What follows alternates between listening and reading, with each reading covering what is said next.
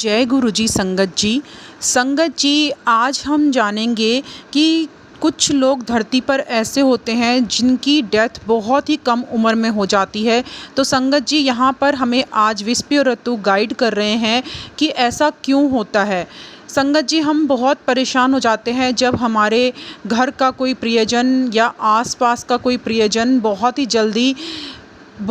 जब वो उसकी डेथ हो जाती है संगत जी, तो हमारा मन बहुत परेशान होता है। हम बहुत ज़्यादा ऐसे किसी पर्सन से जब अटैच होते हैं जिसकी डेथ बहुत जल्दी हो जाती है, तो संगत जी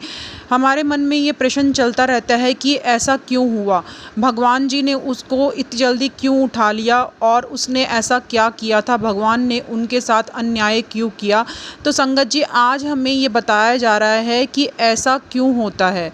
और क्या ये आत्माएं जो जल्दी से अपने घर वापस चल जाती हैं तो उसका रीज़न क्या होता है। क्या भगवान उनको कहता है वापस जाने के लिए या वो अपना डिसीज़न खुद लेती हैं। तो संगत जी आज हमें यही बताया जा रहा है। तो संगत जी इस सत्संग को आप बहुत ध्यान से सुनना। संगत जी बताया जा रहा है हमें कि हम बार बार धरती पर जन्म लेते हैं अपनी प्रगति के लिए, पर संगत जी बड़े अफसोस की बात है कि हम जब कोई भली आत्मा धरती पर जन्म लेती है ना, तो ऐसा कोई श्योर नहीं है कि वो अपनी प्रगति कर कर ही ऊपर जाती है, बल्कि आज के टाइम पे इतना गलत टाइम आ गया है, दुनिया पर जो बुराई है वो इतनी ज़्यादा हावी हो गई है कि जब भी कोई भली आत्मा धरती पर जन्म लेती है तो उसके लिए ग्रोथ करना बहुत ही ज़्यादा मुश्किल हो गया है। क्योंकि आज सब लोग जो भी धरती पर जन्म ले रहे हैं ज़्यादातर नीचे ही गिरे चले जा रहे हैं, क्योंकि दुष्ट आत्माओं का जो धरती पर बोलबाला है वो बहुत ही ज़्यादा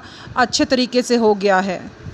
इसलिए जब धरती पर भली आत्माएं आती हैं ना संगत जी, तो बहुत ज़्यादा डिसाइड करके बहुत ज़्यादा सोचना पड़ता है उनको धरती पर जाने से पहले कि हम ये डिसीज़न लें धरती पर जाने का कि नहीं लें। क्योंकि वो जो शैतान होते हैं उनको तो ऐसा, जो दुष्ट आत्माओं के रूप में यहाँ पर शैतान होते हैं संगत जी, उनको तो ये नीचे गिरने से कोई फ़र्क नहीं पड़ता, क्योंकि उनके लिए ये कोई नई बात नहीं है, तो इसलिए उनके लिए तो ये आसान है। पर जब भली आत्माएं कोई अच्छी ग्रोथ करने के लिए नीचे आती हैं ना, तो जब वो नीचे की तरफ गिर जाती हैं तो उनके लिए ये रास्ता बहुत ही मुश्किल होता है कि वो बार बार जन्म लें और बार बार उनको कोई उनका मार्ग भटका दे, और दुर्भाग्यवश उनको दुष्टता का प्रभाव उनके ऊपर इतना ज़्यादा हो जाता है कि फिर उनको ऐसा लगता है कि वो ईश्वर से प्रार्थना करने लगते हैं कि हे ईश्वर, हमें अब आप उठा लो। संगत जी वो अवचेतन उनका मन होता है ना, जो उनका सबकॉन्शियस माइंड है, वो बिना जाने ही अंदर से ही उनको प्रार्थना, मतलब वो तो जानता है ना कि क्या गलत है और क्या बुरा है, तो इसलिए उनका अवचेतन मन उनके इस विचारों को बहुत अच्छे से पढ़ रहा होता है कि वो इस धरती पर अब रहना नहीं चाहते और वापस जाना चाहते हैं। जो भली आत्माएं हैं वो इस बुराइयों से भरी हुई दुनिया में बिल्कुल भी रहना नहीं चाहते। उनके अंदर ये चल रहा होता है कि किसी तरीके से हम अपने घर वापस जाएं, क्योंकि वो यहाँ पर आकर बहुत ही ज़्यादा दुखी हो जाते हैं। इसलिए वो अपने आध्यात्मिक घर में, अपने जीवात्मा जगत में वापस जाने के लिए ईश्वर से प्रार्थना करने लगते हैं। तो उनका सबकॉन्शियस माइंड ये पूरी तरीके से जान रहा होता है कि उन्हें वापस जाना है। तो इसी कारण जब हम कहते हैं ना कि कई बार हमने ये सुना ही होगा कि हमारे मन में ये चलता रहता है कि जो लोग कम उम्र में वापस चले जाते हैं वो भगवान के प्यारे होते हैं, इसलिए भगवान उनको कम उम्र में अपने पास बुला लेता है, क्योंकि भगवान उनसे बहुत ज़्यादा प्रेम करता है। जब भली आत्माएं इस दुष्ट दुनिया का मुकाबला नहीं कर पाती तो वो अपने समय से पहले ही अपने घर वापस लौटना चाहती हैं, इसीलिए वो वापस जाने का जल्दी से निर्णय ले लेती हैं।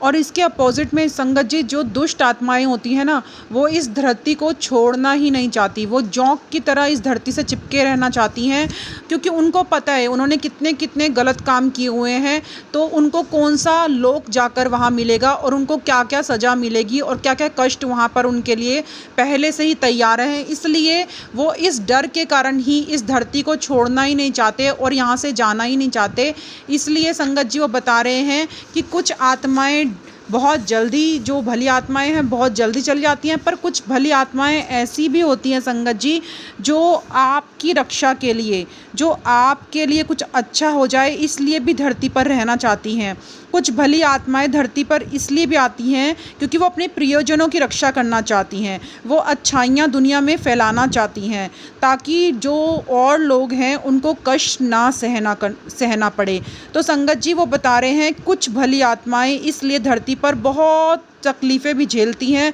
उसके बावजूद भी वो ईश्वर के रास्ते पर ही चलती रहती है, वो रास्ता नहीं छोड़ती और वो बुराई में रह कर भी उनको कष्ट भी होता है, फिर भी उसके बावजूद भी वो हमारी ग्रोथ के लिए, अच्छाई फैलाने के लिए धरती पर रहना पसंद करती हैं और धरती पर लंबे समय तक रहती हैं। संगत जी अब यहाँ पर विस्पी और रतु एक बहुत बड़ी बात हमें बता रहे हैं। वो कह रहे हैं कि जो दुष्ट आत्माएं हैं ना, वो ये बुक पढ़ना भी नहीं चाहेंगी और सुनना भी नहीं चाहेंगी क्योंकि उनको ये सब बातें एक फिजूल की बातें लग रही होंगी, उनके लिए यहाँ पर कोई ज्ञान नहीं है। जो भली आत्माएं हैं ना संगत जी, वो चाह रहे हैं कि वो उनके लिए ये बुक लिखवा रहे हैं। वो चाहते हैं कम से कम, वो बार बार प्रयत्न करना चाहती हैं, धरती पर आना चाहती हैं और अपनी ग्रोथ करना चाहती हैं, तो वो उनके लिए हेल्प के लिए ये बुक लिखवा रहे हैं कि कम से कम वो अपनी ग्रोथ के लिए इस बुक के थ्रू कोई गाइडेंस ले सकें। संगत जी वो बता रहे हैं कि हमने धरती पर पता नहीं कितनी सैकड़ों बार जन्म लिया है, तो इसीलिए हम जब धरती पर आए हैं तो संगत जी वो कह रहे हैं कि हमें प्रगति करनी चाहिए, ना कि अपने पतन का रास्ता खुद तैयार करना चाहिए। संगत जी वो हमें गाइडेंस दे रहे हैं कि हमें इस तरीके का जीवन जीना चाहिए जिससे जो भगवान है वो हमसे खुश हो। संगत जी अब वो हमें बता रहे हैं कि ईश्वर ऐसे खुश नहीं होता कि जैसे कि हम सोचते हैं कि हम हर रोज़ मंदिर जाएं, घंटों प्रार्थना करते रहें, दान पुण्य करें, गिरजा मंदिर या मस्जिद में जाकर बैठ जाएं तो इससे ईश्वर खुश हो जाएगा और हमें खुश होकर हमें स्वर्ग में हमारा रास्ता तैयार कर देगा और हमें स्वर्ग में हमारा स्वागत करेगा। तो संगत जी वो कह रहे हैं कि ईश्वर को आप रिश्वत देना चाहते हो,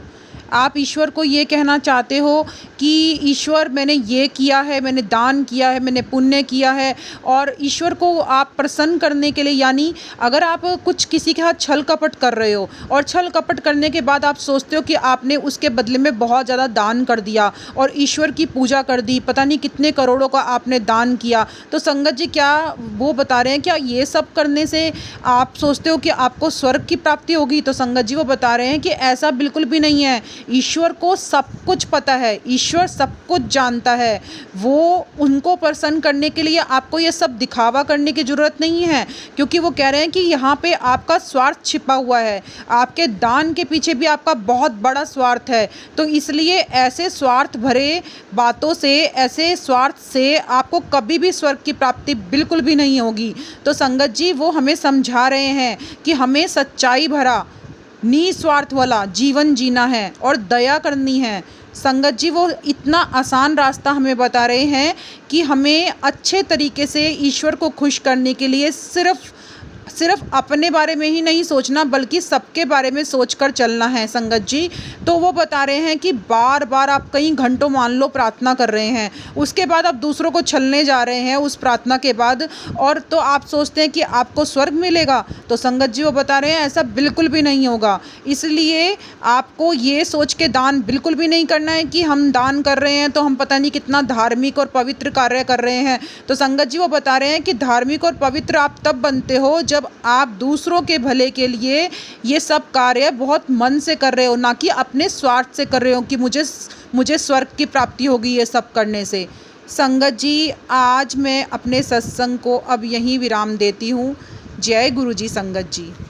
संगत जी आपने देखा कि कितने प्यारे ढंग से हमें समझाया जा रहा है। जो हम मन में प्रश्न लेके चलते हैं ना कि उस प्रियजन की, वो तो इतना अच्छा इंसान था, उसको भगवान ने इतनी जल्दी क्यों उठा लिया, ये भगवान ने हमारे साथ अन्याय किया है। तो संगत जी हमें बताया जा रहा है कि ये अन्याय नहीं किया गया है, बल्कि ये उस आत्मा ने खुद डिसाइड किया है कि मुझे यहाँ नहीं रहना, क्योंकि ये धरती मेरे रहने लायक जगह ही नहीं है। और यहाँ पर वो अच्छाई फैलाने कई बार आए हुए होते हैं, और जब उनको अपनी ग्रोथ के लिए यहाँ कोई रास्ता नहीं मिलता ना संगत जी, तो उनको लगता है कि नहीं, अब हमें यहाँ नहीं रहना और हमें वापस जाना है। तो संगत जी ये उनका डिसीज़न होता है वापस जाने का, इसीलिए वो वापस जाते हैं और ईश्वर से प्रार्थना यहीं से करना शुरू कर देते हैं कि हे ईश्वर मुझे इस धरती पर नहीं रहना और मुझे वापस उठा लो। तो संगत जी वो सबकॉन्शियस माइंड के थ्रू ये कर रहे होते हैं, यानी अपने अवचेतन मन के थ्रू, यानी अंदर ही अंदर उनके मन में ये सब प्रार्थना चल रही होती है, जिसके बारे में शायद उनको भी नहीं पता होता, पर अंदर ही अंदर उनके मन में चल रहा होता है कि ईश्वर ये धरती पर मेरे साथ अन्याय हो रहा है, यानी उनको धरती अच्छी नहीं लग रही होती, यहाँ के लोग पसंद नहीं आ रहे होते, अंदर ही अंदर उनको ये जो एटमॉस्फेयर है वो अच्छा नहीं लग रहा होता है और वो अपने जीवात्मा जगत में वापस जाना चाहते हैं, अपने घर पर वापस जाना चाहते हैं। इसलिए वो उनका जो अंदर का मन है, जो अंतरात्मा है उनकी, वो प्रसन्न नहीं होती और ईश्वर से चाहती है कि ईश्वर मुझे अपने घर पे वापस जाना है, मुझे अपने जीवात्मा जगत में वापस जाना है और मुझे वापस बुला लो। तो संगत जी सब उन्हीं का डिसीज़न होता है, इसीलिए हमें भगवान को ये क्वेश्चनिंग नहीं करनी चाहिए कि भगवान आपने उनको वापस बुला लिया, आपने ये अच्छा नहीं किया। संगत जी अब हमें इस बुक के थ्रू यही सब कुछ बताया जा रहा है संगत जी। तो हम सबको संगत जी ये जो जिनके मन में भी इस टाइप के क्वेश्चंस चल रहे हैं संगत जी, उनके क्वेश्चंस के आंसर दिलवाने में उनकी हेल्प करनी चाहिए संगत जी, तभी सत्संग शेयर किया जाता है संगत जी। संगत जी शायद ये सत्संग किसी कारण से ही करवाया जा रहा है, इसलिए संगत जी आप प्लीज़ सत्संग को ज़रूर शेयर किया करो ताकि